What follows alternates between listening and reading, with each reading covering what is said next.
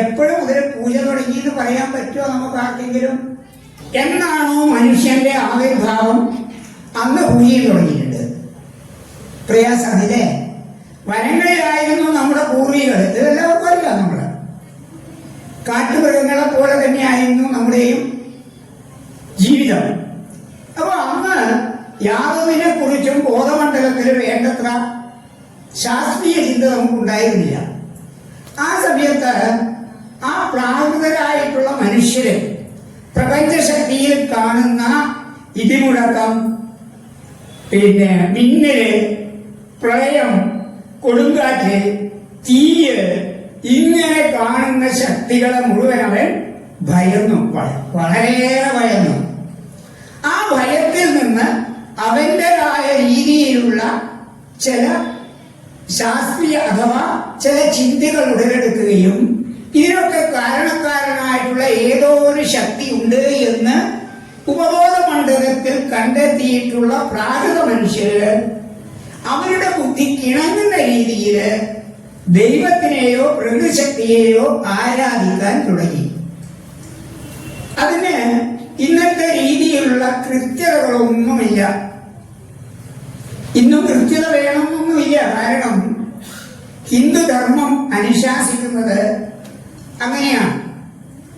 നമുക്ക് വ്യക്തമായിട്ടുള്ള ഏതാണോ നമുക്ക് വേണ്ടത് ആ രീതിയിലൊക്കെ നമുക്ക് ചെയ്യാം. അതാണ് ഹിന്ദുധർമ്മത്തിന്റെ ലക്ഷണം തന്നെ.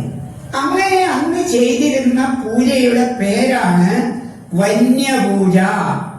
വനത്തിൽ നിന്ന് നമ്മൾ ചെയ്ത പൂജയുടെ പേര് വന്യപൂജ. ഇത് വന്യപൂജയാണ്. അനുകരണത്തിലൂടെ ഇന്നത്തെ യുഗത്തിലേക്ക് കടന്നു വന്നതാണ്. ഇനി മറ്റൊന്ന് ജകാരം. പകാരം ജകാരം ചേർന്ന പൂജ. അപ്പൊ പകാരം എന്ന് പറയുന്നത് പരമാത്മാവിനെയും ജകാരം എന്ന് പറയുന്നത് ജീവാത്മാവിനെയും കുറിക്കുന്നു. അപ്പോ ആത്യന്തികമായ ലക്ഷ്യം ഞാൻ പറഞ്ഞിട്ടുണ്ട്. ജീവാത്മാ പരമാത്മാ ഐക്യം.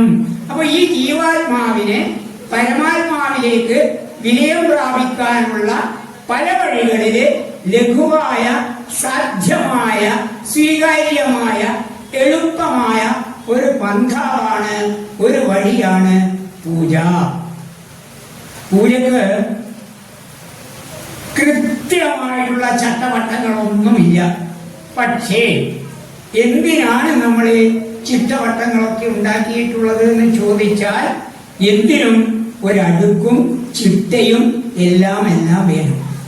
അതിനു വേണ്ടിയിട്ട് ഋഷിമാരാണ് ഋഷിപ്രോക്തങ്ങളായിട്ട് ഈ പൂജാ സമ്പ്രദായത്തെ സെറ്റ് അഥവാ ക്രമീകരിച്ച് നിർത്തിയിരിക്കുന്നത്. ഇങ്ങനെ അങ്ങനെയില്ല.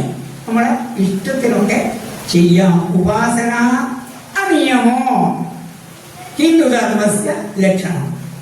ഹിന്ദുധർമ്മത്തിന്റെ ലക്ഷണം എന്താണെന്ന് നേരത്തെ പറഞ്ഞില്ലേ?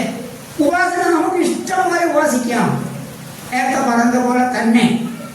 അതില് പക്ഷെ ഈ ഒരു ക്രിയാഭാഗത്തേക്ക് കടക്കുന്ന സമയത്ത് അതിനെ ചിട്ടപ്പെടുത്തിയിരിക്കുന്നു.